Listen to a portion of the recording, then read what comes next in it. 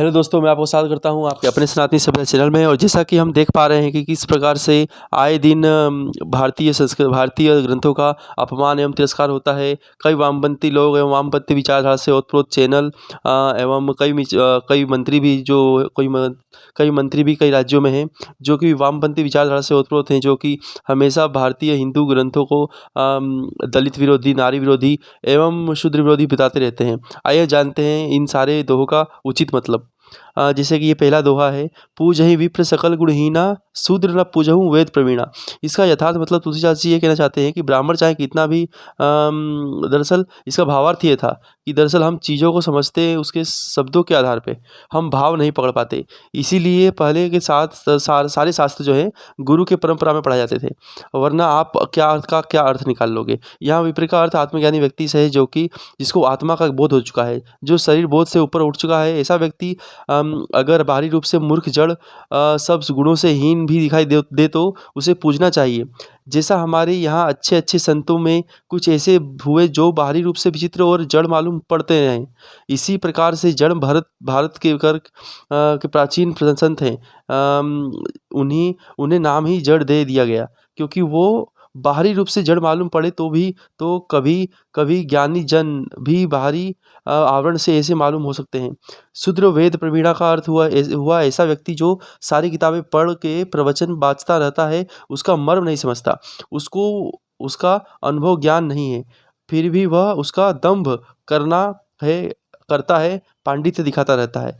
तो दोस्तों, इसका यह मतलब था। और एक और दोस्तों, यहाँ एक और दोहा है जो कि है, मूढ़ तो ही अतिशय अभिमाना, नारी सिखावन कर सिखाना। जो कि राम जी जो कि एक हमेशा नारी के अपमान के रूप में इसका प्रयोग किया जाता है। इसमें तुलसीदास जी कहते हैं कि तुलसीदास जी इस दोहे के ज़रिए कहना चाहते हैं कि लोग समझाते हुए कह रहे हैं कि यदि आपके फ़ायदे की बात कर कोई यदि आपकी कोई फ़ायदे की बात कर रहा है, तो आप अपने अभिमान को भूल कर उसे स्वीकार कर लेना चाहिए। तुलसीदास जी रामचरितमानस के इस दोहे में प्रभु श्री राम सुग्रीव के बड़े भाई बाली के सामने एक स्त्री का सम्मान करते हुए कहते हैं कि दुष्ट बाली, तुम तो अज्ञान पुरुष हो ही, लेकिन अभिमान के चलते तुमने अपने विद्वान पत्नी की बात भी नहीं मानी और तुम हार गए। और एक और बड़ा श्लोक है, ढोल गवार शूद्र पशु नारी, सकल ताड़ना के अधिकारी। इस दोहे में भी ऐसा दिखाया जाता है कि रामचरितमानस जो है शूद्र एवं नारी विरोधी है, लेकिन इसका बिल्कुल जब भावार्थ निकालते तो बिल्कुल इसका अलग एक मतलब निकलता है। इसमें तुलसीदास जी यह कहना चाहते हैं कि अक्सर इस चौपाई को लेकर दलित संगठन, महिला संगठन तथा कभी-कभी मानवाधिकार संगठन भी अपना आक्रोश जताते हैं। कुछ लोग इसे रामचरितमानस से निकालने की मांग करते हैं, कभी मानस की प्रतियां जलाते हैं, तुलसीदास को प्रतिगामी, दलित, महिला विरोधी बताते हैं।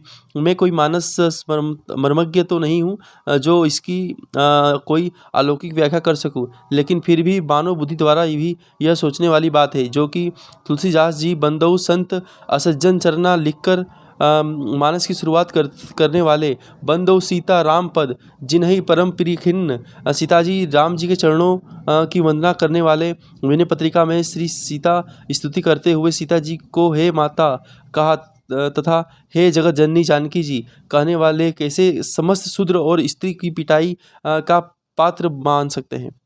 तो दोस्तों, आपने देखा कि किस प्रकार हमारा हिंदू सनातन ग्रंथों का अपमान एवं उसे दूषित दिखाने की चेष्टा जो वामपंथी लोग हैं वो आए दिन क्या करते हैं। और वैदिक वर्ण व्यवस्था में शूद्र समाज में सेवक है, अर्थात जो भी व्यक्ति किसी की सहायता करता है हो किसी कार्य में, शूद्र के अंतर्गत आता है। जैसे आजकल के लोग लेबर, नौकरी, वर्कर अर्थात जॉब करते हैं, जो सब शूद्र कहलाएंगे। अस्तु, जहाँ तक रही बात शूद्रों की, तो तुलसीदास जी शूद्रों के विषय में ऐसा कदापि लिख ही नहीं सकते। क्यों? इसलिए क्योंकि उनके परम प्रिय श्री राम द्वारा सबरी, निषाद, केवट आदि से मिलन के जो उदाहरण हैं वो तो कुछ ही दर्शाते हैं। यह ध्यान रहे कि राम क्षत्रिय होकर भी निषाद, केवट जो कि शुद्ध जाति से बिलोंग करते थे, आदि सभी को गले लगाया है, तथा सबरी शूद्र के जूठे बेर तक खाए हैं। ऐसे ही श्री राम के प्रति तुलसीदास जी का प्रेम है, वो राम के आदर्श के विरुद्ध क्यों कुछ कहेंगे। यहाँ शुद्ध का मतलब है गुण कर्म विभाग से, जो उस समय गुण कर्म के विभाग से अपने कर्म से वो ये थे, शुद्ध जाति को वो बिलोंग करते थे अपने कर्म के आधार पर। तो दोस्तों ये जैसा कि हमने देखा कि किस प्रकार इन सब ग्रंथों में जो एक स्क्रूटनी लेवल पे, एक सूक्ष्म लेवल पे यदि हम देखें तो इसका बिल्कुल ही अलग अलग मतलब है, जो कि इसलिए इन सभी ग्रंथों को पढ़ने से पहले एक गुरु की ज़रूरत होती थी, जो कि इस जो दोहे हैं उनका सही मतलब, सही यथार्थ भाव अपने जो है बालकों को, जो भी शिष्य हैं उनको सिखा सके। और आज हम देख रहे हैं कि इसका कुछ और ही मतलब निकल गया है। लोग जो हैं हिंदुओं को जातियों में तोड़ने के लिए, हिंदू सनातन संस्कृति का बहिष्कार करने के लिए, एवं किस प्रकार सनातन संस्कृति को दलित विरोधी, नारी विरोधी एवं भारत की 50% और लेकर 70 से 85% जो लोग हैं, जो इन चीज़ों को बिलोंग करते हैं, उनको वो एक डायरेक्ट मैसेज देने का काम करती है। तो दोस्तों देखा किस प्रकार हमारे जो ग्रंथ हैं उनको किस प्रकार एक दुनिया के सामने हर दृष्टि से दिखाने का प्रयास किया गया है। कई वामपंथी विचारधारा के लोग जो अम्बेडकर के विचारधारा से प्रभावित होकर बौद्ध धर्म में कन्वर्ट हुए हैं, वो ऐसा प्रोपेगेंडा चलाते हैं और हमेशा ही जो हिंदू ग्रंथ है उनको बस मौका मिलना चाहिए, किस प्रकार कोई मौका मिले और हम जो हिंदू में विभिन्न जातियाँ हैं उनको किस प्रकार तोड़ें एवं उनको अम्बेडकराइट बना के उनको बौद्ध धर्म में कन्वर्ट कराएँ।